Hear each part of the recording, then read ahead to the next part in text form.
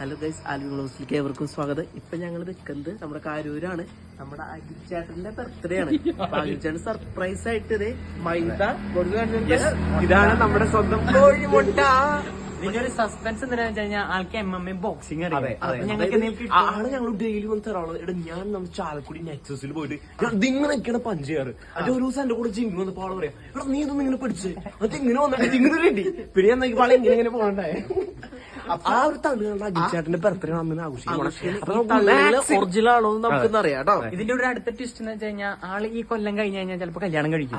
അപ്പൊ അത് കഴിഞ്ഞ് നമുക്ക് ഇങ്ങനെ ആഘോഷിക്കാൻ പറ്റില്ല. അപ്പൊ നമ്മൾ ഇത് അവസാനത്തെ അവന്റെ ബർത്ത്ഡേ. അപ്പൊ നമ്മൾ ഇനി അലിന്റെ വീട്ടിലേക്ക് പോവാണ്. അപ്പൊ അവിടെ കാണാം. ബൈ. എവിടെ ചേട്ടാ എന്നെക്കാള് പുതുക്കനായിട്ടാ ചേട്ടനാട്ടത്. നമ്മളിപ്പോ 75ാമത്തെ ഷഷ്ടിയാണ് ഇപ്പൊ അലീന ആഘോഷിക്കുന്നത്. അപ്പൊ അതിനാണ് നമ്മള് വന്നിരിക്കുന്നത്. പുറത്തേക്ക് പോയോ? ഞങ്ങളകത്ത് കയറാൻ പോയോ? അപ്പൊ ഞങ്ങള് അഖിലിന്റെ വീട്ടിലെത്തിണ്ട്. അപ്പൊ നമുക്ക് അഖിലിനെ വിളിക്കാൻ പോടാ. അഖിൽ നമ്മുടെ പ്രേക്ഷകർക്കൊരു താങ്ക്സ് പറയും. ഗൈസ്, അപ്പൊ നമ്മുടെ അലീന്റെ 75ാമത്തെ ബർത്ത്ഡേ ആണ്. ചില്ലിങ് അല്ലേ? അത് ചില്ലിങ് ആണ്. കാരണം അടുത്ത വർഷം അഖിലിന്റെ കല്യാണം എല്ലാം ഉണ്ടാവും. അപ്പൊ അതിനുശേഷം നമ്മള് ആഘോഷിക്കുന്നതാണ്.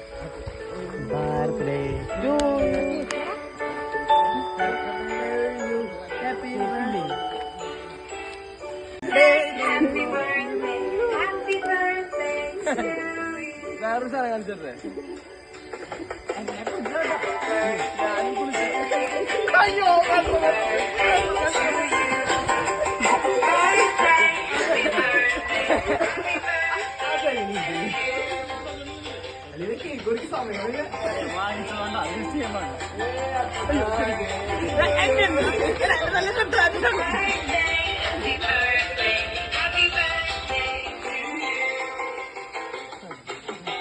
അപ്പൊ നമ്മൾ അഖിലേട്ടന്റെ ബർത്ത്ഡേ വളരെ മനോഹരമായിട്ട് ആഘോഷിക്കുകയാണ്.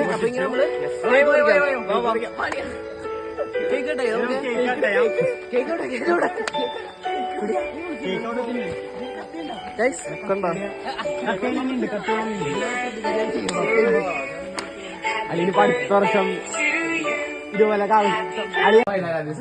മറ്റൊന്ന. അപ്പൊ നമ്മുടെ ഇനി ബർത്ത്ഡേ നമ്മള് കേക്ക് കട്ടിങ് ചെയ്യാണ്. എമിലെ വാടാ. ഗൈസ്, അപ്പൊ ഇതാണ് നമ്മുടെ അലീന്റെ വീട്. അപ്പൊ അലീന്റെ വീട്ടിൽ വെച്ച് നമ്മ ഇനി കേക്ക് കട്ട് ചെയ്യുമ്പോഴാണ്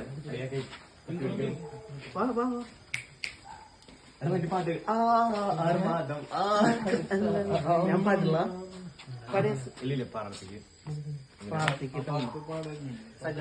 സജേട്ടാ രണ്ട് വാക്ക്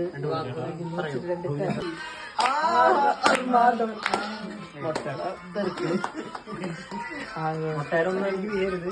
പ്രത്യേകം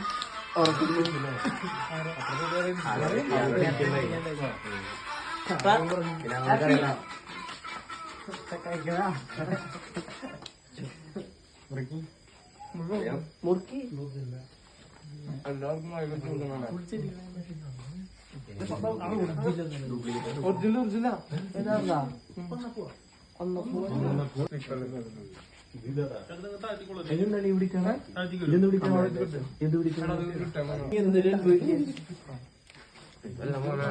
അപ്പുറത്തൊരു ജീവിതമുണ്ട്.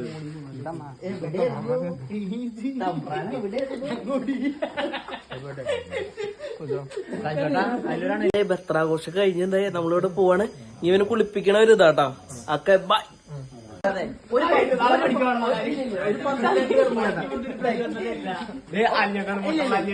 അല്ല ഞാൻ അറിഞ്ഞിട്ടില്ല.